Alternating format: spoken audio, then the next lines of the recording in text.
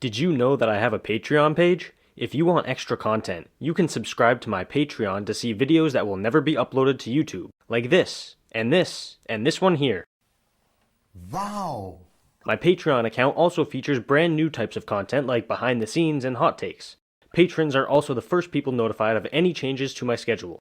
Go to the first link in the description if you want even more content.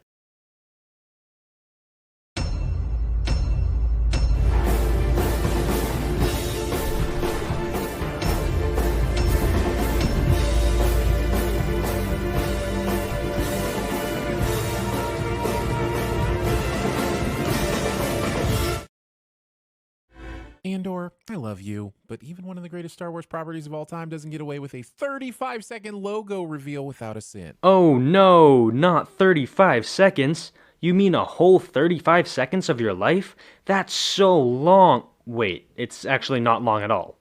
Hold on, why is this a sin? How does the distribution of face paint work here? What's the point of war paint if everyone isn't wearing it? Children are not excused. Maybe it's just an aesthetic thing that some of them like and some of them don't. Again, I have to ask, why is that a sin?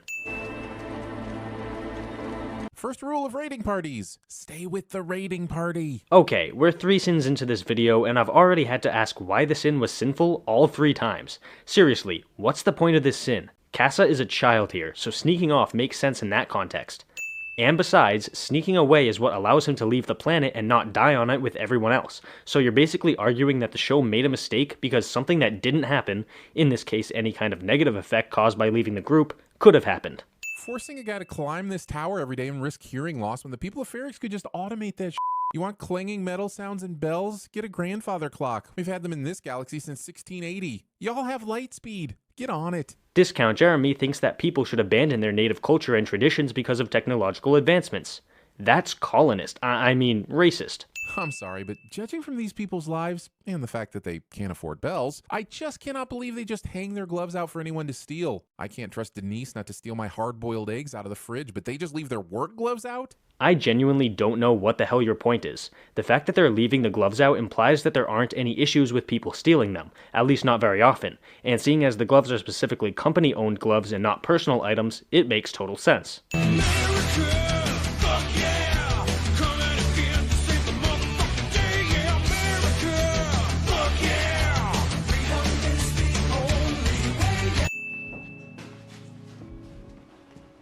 Jeez, dude, if you distrust your girlfriend this much, break up. All this suspicion and sneaking around after her will be the death of you. Discount Jeremy acts like people wouldn't do this kind of thing in a real-world situation. In other words, Aaron doesn't know shit about people. We all know the role Tim is going to play in this little triangle, don't we? Is it a cliche? Is it a trope? Is it a commentary on couple culture and the valorization of relational jealousy? I'd actually like to propose another category, which is not something that's sinful. Yeah, that's about right. Also, snitching for the Empire. He should know how this ends. Snitches get, what was it? Ditches? Riches? Fishes? I mean, seriously, how does anyone find that funny? If you laughed at it, there's something seriously wrong with you. Helping Pegland. Tripped on a cable. Lying to your mother. She's old, Casa. She's not stupid. Acting like people don't lie to their mothers in real life. Basically, this type of sin is just when Discount Jeremy pretends that all characters should be perfect people who never make mistakes or do human things. I kick again, speak now. Read it. Hey, don't you get snippy with B because you're upset with Casa. Skip. I messed up. You killed a guy with a backward headbutt. Your main mistake was not waiting for a stiff breeze to kill him instead. Okay, and your point is what exactly? He said that he messed up, and that's true, seeing as he accidentally killed someone. Would you not classify that as a mistake? And I'm just, death. Excuse me. Hello. Big fan. With how experienced Andor and Bix are with the criminal underworld, how do they not notice this stooge standing at the bar, rage drinking in their direction? Because they're not on high alert right now. They're focused on keeping their conversation quick and efficient and also maintaining a low profile. Also, Tim is stalking so hard in this episode, it's like he's begging us to pull out a, "Timmy, how's the peeping?" And we wouldn't dare give him the pleasure. What pleasure. There's very little pleasure to be found in any of your newer videos, my guy, although I will give you a little credit for making this one mercifully short. Defying your boss's orders so that you can continue probing into a matter in the name of an inexplicable boner for imperial law. Cyril's the poster child for why you should never be an overachiever in life. Do the minimum amount of work required to skate by, especially if you're the TVSins narrator. Discount Jeremy says boner. Also, for the millionth time in this video, Discount Jeremy sins a character for doing something that people in the real world have done in the past and will surely do in the future: overachieving. Also, admitting your own flaws does not excuse them. Eating blue Cheerios this late at night. The only people who can get away with eating cereal this late have amoral friends that are balding or barge into their apartment to steal food. Discount Jeremy doesn't like eating cereal late at night. That's worth this many sins. Who is it? Are Ring doorbells not a thing in the Star Wars universe? Ferrix is stuck with 80s style apartment intercoms? Yes, as the episode is clearly showing us.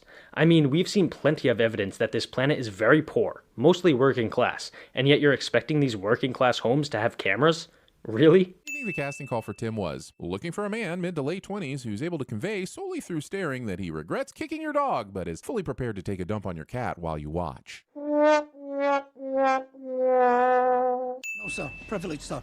Got the brief on the ride in. Oh, cool. Now there are two antagonists with inexplicable boners for Imperial law, Cyril and Scottish Cyril. Discount Jeremy says boner.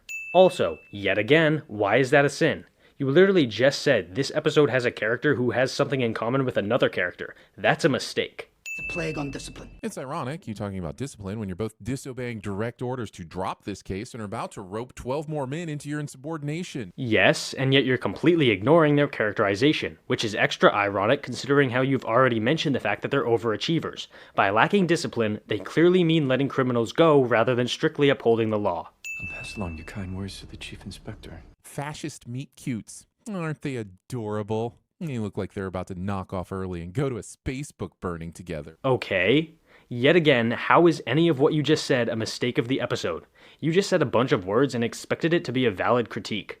Or maybe you meant it as a joke? In that case, the sin is for it not being remotely funny. Damn, Stellan Skarsgård looks awesome in this coat. None of my jackets are anywhere near this cool. Reminding me, once again, that I will never look as cool as any of the Skarsgårds. Discount Jeremy has a Skarsgård boner. Me of calf. Calf? You can't just say coffee? I don't think it ruins the world of Star Wars to admit they have coffee like we do here. Hell, there's a whole diner in episode 2. You remember that? Yeah, I try not to either. So it's a mistake for this sci-fi galaxy to have a caffeinated drink that isn't coffee? What? So you think the episode would have been more enjoyable if she had said coffee rather than calf? Go.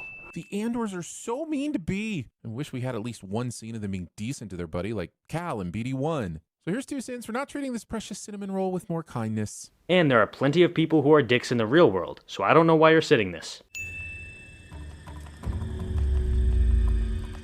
The Lord of the Canary Flies? Discount Jeremy makes a pop culture reference that isn't a sin of the episode cliche. I count at least 12 darts in this guy before he collapses. Y'all might want to consider adding more venom to your darts if it takes that many and that long to down someone. We don't know exactly how many darts it would take to immobilize someone.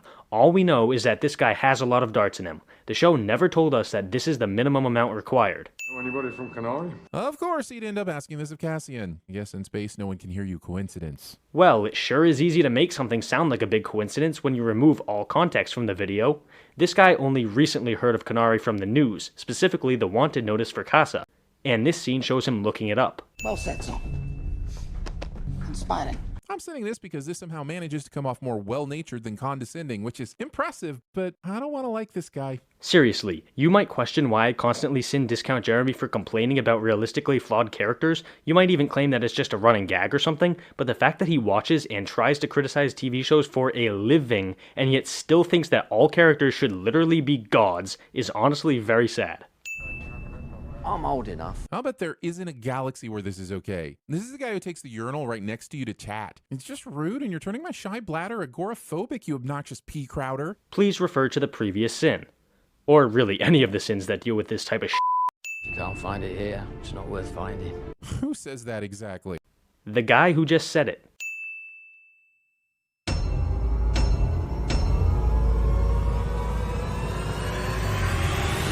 You're both white trash, quite frankly.